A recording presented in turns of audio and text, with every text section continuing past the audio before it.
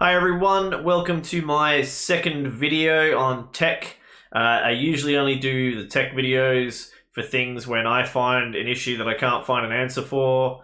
The last one was for the Elgato. I saw that helped a few people, so hopefully this helps you.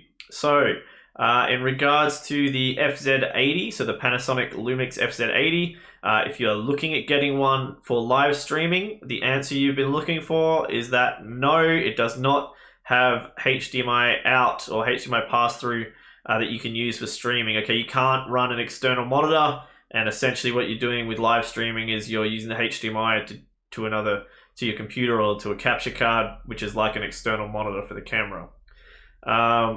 It took me all night after getting it to figure that out. The guy at the store told me it did. I read a bunch of reviews online that said that it did.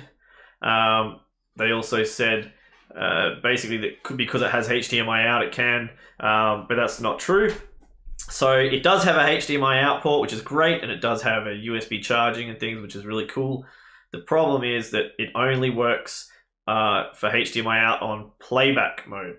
So you can't get a live feed, you can't get your live feed screen to do it. So I went back and switched up for a Panasonic Lumix G7, which this is my first test video with. And this does. Okay, now both cameras have a similar way that they like a similar overlay setup and everything, and menu system. The difference with this one is that it does have all these settings for clean HDMI out and everything like that. So if you're looking to use it for streaming, the FZ80 won't work.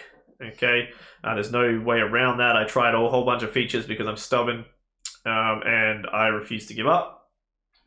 It didn't work, so that won't work. If you're using it for filming just some short YouTube videos, if you're using it for, sorry, I think that's my pug.